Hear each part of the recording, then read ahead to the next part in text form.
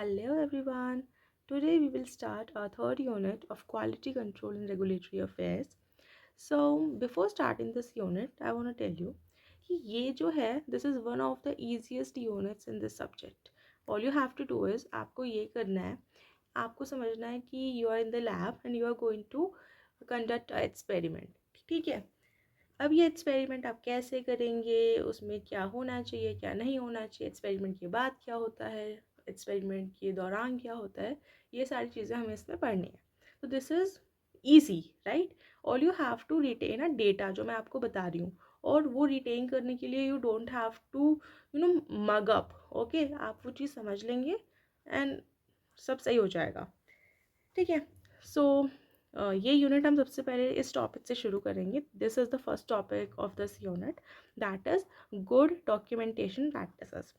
So it describes standards by which documentation is created and maintained in pharmaceutical industries. ये सिर्फ pharmaceutical industries के लिए ही नहीं, कोई भी इंडस्ट्री होती है तो उसमें जर्नल डॉक्यूमेंटेशन प्रैक्टिसेस की जाती हैं. ठीक है.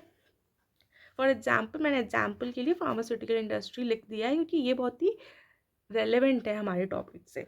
ओके. गुड डॉक्यूमेंटेशन प्रैक्टिसेस क्या होती हैं कि ऐसे स्टैंडर्ड्स होते हैं कि जब हम कोई डॉक्यूमेंटेशन कर रहे हैं, चाहे वो कोई रिजल्ट है, कोई ऑब्जर्वेशन है, तो उसको किस तरह से डॉक्यूमेंटेशन उसका करना है. ठीक है. किस तरह से उसे क्रिएट करना है, किस तरह से उसे मेंटेन करना है, ये सब होता है गुड डॉक्यूमेंटेशन प्रैक्टिसेस के under. Okay, so now we will see its principles. तो उसके कुछ प्रिंसिपल्स हैं जो हमें समझने हैं. पहला, डॉक्यूमेंटेशन प्रैक्टिसेस में पहली चीज़ आती है एक्यूरेसी. जो भी आप वैल्यूज़ डेटा डॉक्यूमेंट कर रहे हैं वो एक्यूरेट होना चाहिए, यानी कि एरर फ्री होना चाहिए, उसमें कोई भी एरर नहीं होना चाहिए. कंसाइज होना चाहिए. कंसाइज मतलब शॉर्ट और क्लियर इन्फॉर्मेशन होती है. फॉर एग्जाम्पल आपको किसी केमिकल की कॉन्सेंट्रेशन बतानी है, ठीक है, या नोट डाउन करनी है, तो यू वोंट राइट एज कि the amount of NaCl is this. इसके अलावा आप क्या करेंगे, आपने लिखेंगे NaCl इक्वल टू 0.1 ग्राम. तो ये क्या है, ये इन्फॉर्मेशन क्लियर है और शॉर्ट है. ठीक है, और समझने में भी आसानी होगी. फिर है एक्सेसिबल, यानी कि ईजिली अवेलेबल. आपने डॉक्यूमेंट कर दिए अपनी इन्फॉर्मेशन, तो ऐसा नहीं है आपने अपने लैपटॉप में कोई सीक्रेट फोल्डर बना के छुपा ली, नहीं. वो इस तरह से स्टोर होनी चाहिए कि वो सबके लिए एक्सेसिबल हो, यानी कि ईजिली अवेलेबल हो. फिर है लेजिबल, यानी कि readable and understandable. For example आपने हैंड रिटन रिपोर्ट बनाई, ठीक है. अब मैंने क्या किया, मैंने लिख दिया ऐसे, ठीक है. अब आपको क्या समझ आ रहा है, ठीक है, आपको तो समझ ही नहीं आएगा, और प्लस थोड़े टाइम बाद मैं देखूंगी मुझे भी समझ नहीं आएगा, यानी कि ये लेजिबल नहीं है. ठीक है. मैंने राइजोबियम लिखा है वैसे. Now I will write it as like this, rhizobium. ठीक है. अब भी थोड़ा प्रॉब्लम है, अब भी ये लेजिबल नहीं है, तो मैं इसको अच्छी तरह से लिखूंगी सो दैट सामने वाले को समझने में आसानी हो. Now it's clear. ठीक है. तो अब ये जो है लेजिबल है. फिर है कंटेम्पोरेनियस. कंटेम्पोरेनियस मतलब होता है notes made at the time of event occur. ठीक है. आपने कोई एक्सपेरिमेंट परफॉर्म किया, उसकी ऑब्जर्वेशंस आई, आपने उसको उसी टाइम पे रियल टाइम पे क्या करना है, नोट डाउन करना है, तो उसको बोलते हैं कंटेम्पोरेनियस. ठीक है. फिर होता है एट्रीब्यूटेबल या फिर ट्रेसेबल, मतलब who, where, when and how recorded it. अब आपने कोई डेटा रिकॉर्ड किया है, तो वो आपको पता होना चाहिए कि किसने रिकॉर्ड किया, कहाँ किया, कब किया, कैसे किया. फिर होता है कंप्लीट. ऑब्वियसली डेटा आप मेंशन कर रहे हैं तो वो कंप्लीट होना चाहिए. फॉर एग्जांपल मैंने यहाँ पे इस केमिकल का अमाउंट लिखा और मैंने इसकी यूनिट नहीं लगाई. अब ये 1 पॉइंट क्या है, ये मिलीग्राम है, ग्राम है, किलोग्राम है, क्या चीज़ है, मतलब कि डेटा कंप्लीट नहीं. तो डेटा शुड बी कंप्लीट. फिर है कंसिस्टेंट. कंसिस्टेंट मतलब नो ब्लैंक पेजेस और स्पेस लाइन. फॉर एग्जांपल आपने रिपोर्ट तैयार करी, पहले पेज में कंटेंट है, दूसरा पेज ब्लैंक है, फिर तीसरे में इसका कंटिन्यूएशन कंटेंट है. तो ये क्या हो जाएगा, ये कंसिस्टेंट नहीं है. ठीक है. या फिर आपने कोई सेंटेंस लिखा यहाँ पे, स्पेस लाइन छोड़ दी, फिर यहाँ से कंटिन्यू किया, ये सेंटेंस भी कंसिस्टेंट नहीं है. ठीक है। ट्रुथफुल यानी कि आपने कोई एक्सपेरिमेंट परफॉर्म किया, उसकी ऑब्जर्वेशंस आपने नोट डाउन करी and that should be signed. ठीक है, और वो भी कब होना चाहिए? तुरंत के तुरंत, रियल टाइम पे। तो तभी आपका जो डॉक्यूमेंट है वो ट्रुथफुल होता है। तो ये कुछ प्रिंसिपल्स हैं। फाइन, अब हम देखेंगे स्टेप्स की, डॉक्यूमेंटेशन के स्टेप्स क्या होते हैं। पहला है sign and date on the same day the activity performed. जिस दिन एक्टिविटी हुई है उसी दिन साइन होने चाहिए उस पर, और उस पर डेट भी मेंशन होनी चाहिए। फिर रिकॉर्डिंग टाइम मिलिट्री फॉर्मेट में होना चाहिए हर एक्टिविटी के लिए। मिलिट्री फॉर्मेट क्या होता है? आवर्स के लिए 2 डिजिट्स और मिनट के लिए 2 डिजिट्स। ये तो हमें पता ही है, हम यूज़ करते हैं। For example 12, 30, 2 digits 2 digits. Corrections, no hand written changes allowed on printed text. अगर आपने फॉर एग्जांपल ये कोई प्रिंट है, ठीक है, और इसमें आपको लगा कि हाँ यार कोई मिस्टेक हो गई है, तो आप ये नहीं करेंगे आपने इसे काटा और लिख दिया, नहीं, आपने वापस सॉफ्ट कॉपी में एडिट करना है और वापस से प्रिंट निकालना है। ठीक है। फिर है performed by. Performance should be documented. Don't perform if procedure is not available. For example आपको कोई एक्सपेरिमेंट करना है लेकिन आपके पास प्रोसीजर नहीं है। प्रोसीजर में हम जानते हैं माइन्यूट से माइन्यूट डिटेल होती है। ठीक है, फॉर एग्जाम्पल कौन सा स्ट्रेन यूज़ करना है इस पर्टिकुलर एक्सपेरिमेंट के लिए, कितने टाइम तक करना है, उसका इंक्यूबेशन टाइम, वॉशिंग टाइम, हर चीज़ मेंशन होती है।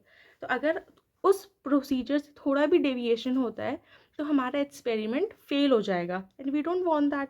इसलिए लिखा हुआ है कि जो परफॉर्मेंस है जो आपने किया है वो डॉक्यूमेंटेड होना चाहिए, और अगर आपके पास प्रोसीजर नहीं है तो आप उसे परफॉर्म मत कीजिए। ठीक है। फिर है recorded by. If operator unable to record for any reason the data recorded by another person watch operation। so basically recorded by, अगर आपने वो परफॉर्म किया है आप उसे रिकॉर्ड करेंगे। इन केस आपने एक्सपेरिमेंट लगाया और आप चले गए, तो जो आपका पार्टनर है या जो भी इस एक्सपेरिमेंट को देख रहा था, डेटा रिकॉर्ड वो करेगा। अब है verified by. Verification done before moving to the next step. आपने कोई एक्सपेरिमेंट परफॉर्म कर रहे हो, ऑब्वियसली वो वेरियस स्टेप्स का होगा। आपने एक सेट या फिर एक स्टेप आपने कंप्लीट किया, ठीक है, अगर आपने उसको वेरीफाई नहीं किया है तो आप दूसरे स्टेप की तरफ नहीं मूव कर सकते। ठीक है, इसमें यही लिखा है। Verification can't be done for their own activities. ठीक है, आप जो एक्सपेरिमेंट परफॉर्म कर रहे हैं आप उसको खुद वेरीफाई नहीं कर सकते। Verification shall be done by second person who witness the activity. ठीक है, ऐसा नहीं होता ना कि कभी भी हमने क्या बोलते हैं एक्सपेरिमेंट परफॉर्म किया और हमने उसको वेरीफाई कर दिया, हमने ही उसे बोल दिया कि ये सही है। नहीं ना, हम अपनी सीनियर अथॉरिटी के पास जाते हैं, अपने सुपरवाइज़र के पास जाते हैं, फिर वो देख के बताते हैं कि ये जो डेटा आया है वो सही है या नहीं है, वो उसमें कोई डेविएशन है नहीं है। तो वेरिफिकेशन हम नहीं करते, सेकंड पर्सन करता है। फिर अप्रूव्ड बाय, मतलब approval, sign off qualified individual indicating information is complete, accurate and acceptable. तो ऑब्वियस बात है, अगर हमारा कोई डेटा है वो अप्रूव कौन करेगा? कोई क्वालिफाइड इंडिविजुअल अप्रूव करेगा, राइट। नाउ रिक्वायरमेंट्स क्या क्या होती हैं, मैंने आपको जो पहले बताया सेम वही चीज़ है, इसलिए मैंने जो पहले समझा दिया था मैं अपनी समझाऊंगी, कोई नया पॉइंट आएगा तो समझाऊंगी। पहला, क्लियरली रिटन, कि ऑब्वियस बात है कोई ऐसे गलत तरह से नहीं लिखा होना चाहिए कि आपको समझ नहीं आए। यूजिंग परमानेंट इंक, अगर आप कोई प्रिंट करवा रहे हैं तो वो परमानेंट इंक होनी चाहिए, या फिर अगर आप पेन से नोट डाउन कर रहे हैं तो इसकी भी इंक परमानेंट होनी चाहिए। ठीक है। लेजिबल हैंड रिटन एंट्रीज, जैसे मैंने बताया अभी कि इस तरह से समझ नहीं आएगा, इस तरह से नहीं आएगा, आपको उसको क्लियरली लिखना है।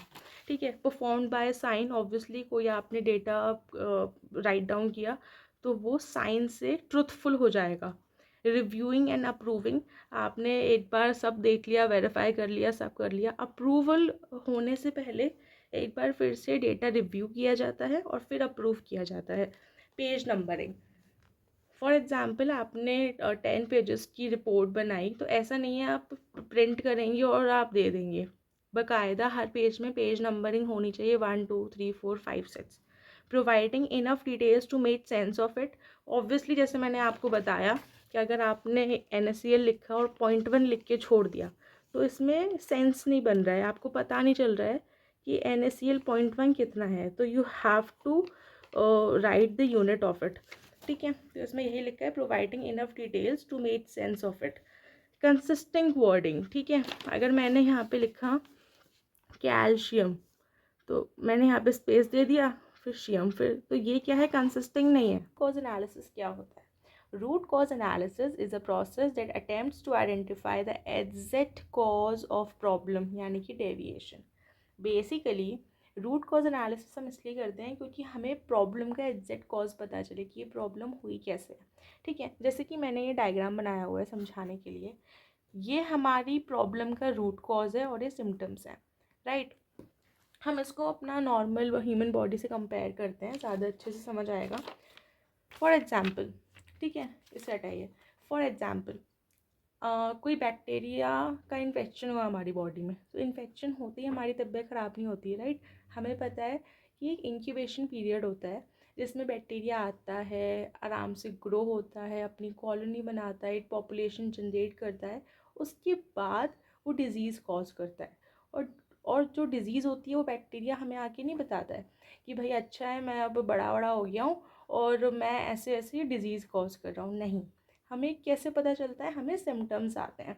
फॉर एग्ज़ाम्पल फीवर होता है, नौशिया होता है, तो बहुत सारी चीज़ें होती हैं, सिम्टम्स आते हैं, तब हमें पता चलता है कि कुछ हो गया है। ठीक है, हम फिर हॉस्पिटल जाते हैं, क्लिनिक जाते हैं, बोलते हैं ऐसे ऐसे हमें सिम्टम्स आ रहे हैं। उसके बाद भी डॉक्टर्स नॉलेज के बेसिस पे तो बता देते हैं कि हाँ ये प्रॉब्लम हो सकती है, लेकिन उसके लिए भी जो कन्फर्मेटरी टेस्ट होते हैं वो नोट डाउन करते हैं। वो टेस्ट होने के बाद पता चलता है इस बैक्टीरिया का इन्फेक्शन हुआ है, यानी कि डॉक्टर ने यहाँ पे क्या किया, रूट कॉज एनालिसिस किया। ठीक है, या तो वो क्या करें जो सिम्टम्स हैं उसकी दवाई दे दें, उससे फ़ायदा नहीं होगा। आपने क्या करना है, आपको रूट कॉज को एनालाइज करना है, राइट। समझ आया? अब हमारे पास आता है principle of root cause analysis. कैसे होगा, सबसे पहले प्रॉब्लम को रियलाइज़ करेंगे, realise the problem, then collect the data. ठीक है, प्रॉब्लम ये आई, सिम्टम्स क्या क्या आ रहे हैं, क्या क्या एरर आ रहे हैं, मानो अगर कोई डेटा की बात है तो डेटा को कलेक्ट किया जाएगा। डिटरमाइन करेंगे पॉसिबल कॉजल फैक्टर्स, यानी कि अगर आपने बता दिया कि मुझे इस तरह से फीवर हो रहा है, स्टमक एक हो रहा है, या जो भी चीज़ें हो रही हैं, तो हम क्या पॉसिबल कॉजल फैक्टर्स को डिटरमाइन करते हैं। लाइक अरे हो सकता है कि ये प्रॉब्लम हो गई हो या फिर ये बैक्टीरिया का इन्फेक्शन हो गया हो। ठीक है, लेकिन हमें कंफर्म नहीं होता, उसके लिए हम आइडेंटिफाई करते हैं रूट कॉज। कैसे करते हैं कि हम कोई पर्टिकुलर कंफर्मेटरी टेस्ट करवाएं जिसका रिजल्ट आए, उससे हमें पता चले। जब ऐसी हमें क्या बोलते हैं, जब आइडेंटिफिकेशन हो जाता है रूट कॉज का, then we recommend and implement the solution. हम क्या करते हैं, हम रिकमेंड करते हैं कि आप ये दवाइयाँ लीजिए, और क्या होता है, सॉल्यूशन उसका हो जाता है, हमारी तबीयत ठीक हो जाती है। ठीक है। अच्छा, ये जो मैंने अभी आपको एग्जांपल दिया वो मैंने आपको ह्यूमन बॉडी से रिलेट करके दिया ताकि आसानी से समझ आ जाए, लेकिन हम यहाँ पे रूट कॉज एनालिसिस पढ़ रहे हैं क्वालिटी के कंट्रोल में, तो ऑब्वियसली यहाँ पे किसी चीज़ का प्रोडक्शन हो रहा है। ठीक है, चाहे वो फार्मास्यूटिकल कंपनी में हो या फिर फूड एंड बेवरेजेस कंपनी में हो, किसी में भी हो, तो उसमें क्या करते हैं, फॉर एग्जांपल कि फिनिश्ड गुड्स का हमारे पास प्रोडक्शन है। ठीक है, उसको फाइनली सेल आउट करने से पहले हमने क्या किया, हमने एक लॉट निकाला और उसको एनालाइज किया, हमने देखा कि कुछ प्रॉब्लम आ गई, तो यहाँ क्या करते हैं, वी रियलाइज अ प्रॉब्लम। ठीक है, फिर कलेक्ट डेटा, ऑब्वियसली कि जो आपने एक्सपेरिमेंट परफॉर्म किया था उसमें आपने जो डेटा यूज़ किया था उसकी पूरी लिस्ट हम देखेंगे। वो डेटा यूज़ करने के बाद जो एक्सपेरिमेंट परफॉर्म हुआ था उसमें क्या क्या ऑब्जर्वेशंस आई थी वो देखेंगे। फिर इन एक्सपेरिमेंटल डेटा को हम स्टैंडर्ड डेटा से मैच करेंगे। ठीक है, उससे हमें पता चलेगा कि पॉसिबल कॉजल फैक्टर्स क्या हैं। ठीक है, फिर उसको और अच्छे से डीप एनालिसिस जब उसका होगा तो हमें पता चलेगा कि रूट कॉज क्या है, तो इससे हम क्या करेंगे, रूट कॉज को आइडेंटिफाई कर लेंगे।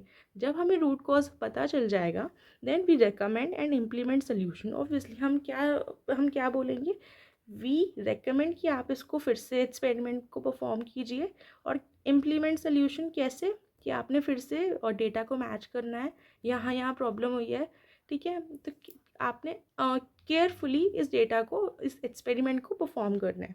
तो ठीक है, ये प्रिंसिपल हो गया। तो अब आपको क्वालिटी कंट्रोल की रेफरेंस से भी समझ आ गया है। नाउ 3 टाइप्स ऑफ कॉजेज, ठीक है। रूट कॉज एनालिसिस में जब हम करते हैं तो कॉजेज 3 तरह के हो सकते हैं, human, physical, human and organisational. Physical cause क्या होता है? Material failed. For example water ingress alarm stop to working, ठीक है, वाटर इंग्रेस अलार्म वर्क करना ही बंद कर दिया। तो इसमें क्या है? इसमें ना ह्यूमन का फॉल्ट है ना ऑर्गेनाइजेशन का फॉल्ट है, इसमें फिजिकल फॉल्ट है किसी भी इक्विपमेंट का। फिर है human cause, no one checked alarm circuit led to sensor failing, कि अलार्म बज रहा है, किसी ने ध्यान नहीं दिया और इन द एंड क्या हो गया? सेंसर फेल हो गया, ठीक है। तो ये होता है ह्यूमन कॉज। फिर है organisational cause, no one was responsible for sensor maintenance. For example कि सेंसर बहुत टाइम से कुछ प्रॉब्लम कर रहा था, लेकिन किसी ने ध्यान नहीं दिया और किसी ने रिस्पॉन्सिबिलिटी नहीं ली कि उस सेंसर का मेंटेनेंस करना ज़रूरी है, ठीक है। तो ये होता है ऑर्गेनाइजेशनल एरर या cause. Now steps in RCA, that is steps in root cause analysis. सबसे पहले क्या करते हैं? वी डिफाइन द फॉल्ट, क्या प्रॉब्लम आ रही है। कलेक्ट द डेटा, डेटा को करते हैं कलेक्ट। इवैल्यूएट द डेटा, जो मैंने आपको बताया कि एक्सपेरिमेंटल डेटा से स्टैंडर्ड डेटा को हम मैच करते हैं, यानी कि हम डेटा का इवैल्यूएशन कर रहे हैं। Then identify possible causal factors. Then होता क्या है इससे? We determine the root cause. एक बार रूट कॉज पता चल गया, then we will prepare the action, कि अब हमें क्या एक्शन लेना है। प्रिपेयर कर लिया, फिर उस एक्शन को हमें इम्प्लीमेंट करना है। एंड फाइनली वेरीफाई इफेक्टिवनेस, ठीक है, कि इम्प्लीमेंट किया हमने एक्शन को, सॉल्यूशन प्रोवाइड कर दिया, अब भी तो कोई प्रॉब्लम नहीं आ रही। अब जो हमारा जो बैच है या जो भी एक्सपेरिमेंट के बाद रिजल्ट आए हैं, अब वो सही है या नहीं है, ठीक है। So last step is verify effectiveness. तो आज के लेक्चर में इतना ही। बाकी जो आगे है हमारा टाइप्स ऑफ RCA है, दैट इज CAPA, तो उसको हम देखेंगे नेक्स्ट वीडियो में, क्योंकि ये वीडियो बहुत लंबी हो जाएगी। और अगर आपको इस वीडियो में कोई भी डाउट हो, यू कैन आस्क मी, ठीक है। आपको बस कुछ नहीं करना, आपको कमेंट करना है, अपना डाउट पूछना है। दूसरी चीज़ कि बहुत से बच्चों को ऐसा फील होता है कि हमारा डाउट बहुत ही सिली है, इतना तो सबको पता होता है। तो आपको कोई डाउट पूछने के लिए ज़रूरी नहीं है कि आपका डाउट बहुत ही हाई फाई हो, ठीक है, बिल्कुल ज़रूरी नहीं है। अगर आपको किसी चीज़ में प्रॉब्लम आ रही है, you can ask me, I will answer them, ठीक है। आपको इन चीज़ों पे फोकस नहीं करना कि ये तो बहुत छोटी चीज़ है, ये तो मुझे आती है, ठीक है। आपको फोकस करना है अपने आप को एजुकेट करने पे, राइट।